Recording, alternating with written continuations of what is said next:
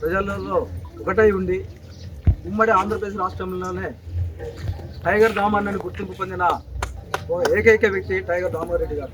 ఈ వ్యక్తి అంటే దామన్న ఒక్కడే. అలాంటి వ్యక్తి వాళ్ళ మనలో లేకపోవడం మనతో వాళ్ళతో సోదక్తమై ఉన్నాం. కావున వ్యక్తి నాయకునికి సర్కారం తరఫున ఘన నివాళులు అర్పిస్తుంటూ అందరికీ కృతజ్ఞతలు.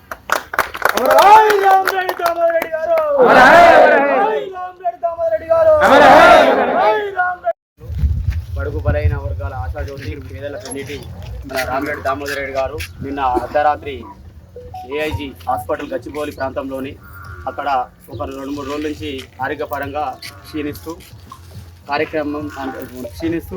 తదుపరి తర్వాత అర్ధరాత్రి 10 గంటల 15 నిమిషాల ప్రాంతంలో మరణించడం జరిగింది.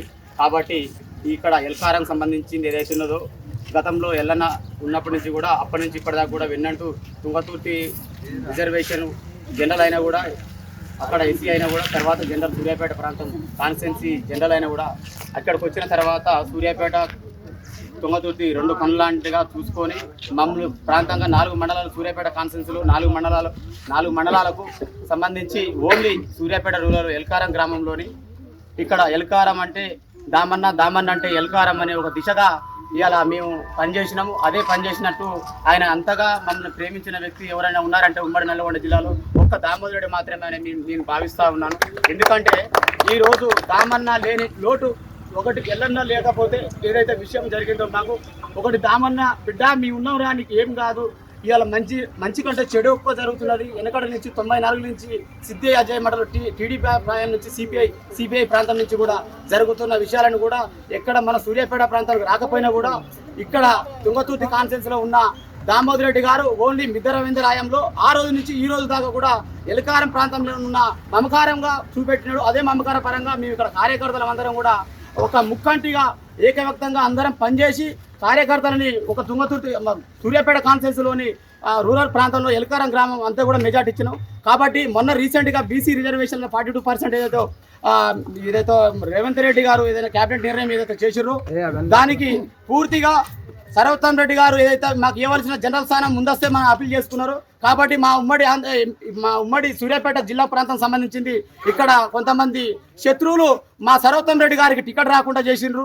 దానివల్లనే ఇలా దామోదర్ రెడ్డి గారు ఇలా క్షీణించిన విషయం మేము భావిస్తా ఉన్నాం. కార్యకర్తలు మా బాధని వ్యక్తపరుచుకుంటూ మీడియా ద్వారా తమరికి మీకు తెలియపరుచుకుంటూ ఉంటున్నాం.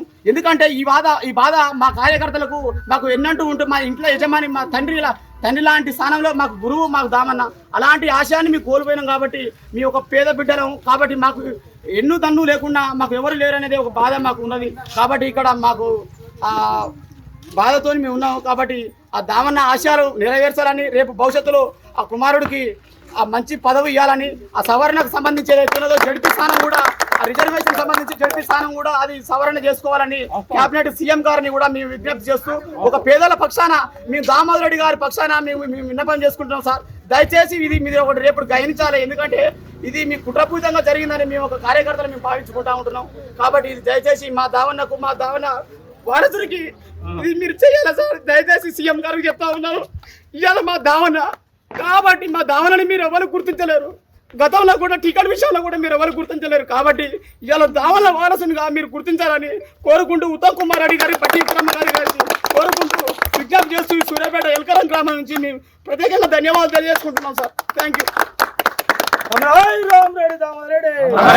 దామోదర్ రెడ్డి గారు ఇక లేరు అనే విషయాన్ని ఎల్కారం గ్రామ కాంగ్రెస్ కమిటీ జీర్ణించుకోలేకపోతుంది. ఈ విషయాన్ని వాళ్ళ ప్రగాఢ సానుభూతిని తెలియజేస్తున్నారు. ఎల్కారం గ్రామం కాంగ్రెస్ పార్టీ మొత్తం దామోదర్ రెడ్డి గారికి ప్రగాఢ సానుభూతి తెలియజేస్తుంది. ఆ లీడర్ యొక్క గొప్ప లక్షణాలు అనేది మన గ్రామ శాఖ అధ్యక్షుడు కుండుగోల శ్రీనివాస్ గారు మాట్లాడుతున్నారు. ఈరోజు మన ప్రియతమ నాయకులు మాజీ మంత్రివర్యులు Suryapet Congress party in charge Tiger Ramireddy Damodar Reddy గారు ఈరోజు మనందరినీ కాంగ్రెస్ పార్టీ కార్యకర్తలను అందరినీ వదిలి వదిలి వెళ్ళడం ఈరోజు మనందరికీ చాలా బాధాకరం. కాబట్టి ఆయన ఆత్మ శాంతి చేకూరాలని, ఆయన ఆత్మ కోసం ఒక 2 నిమిషాలు మౌనం పాటించాలని కోరుకుంటున్నాను.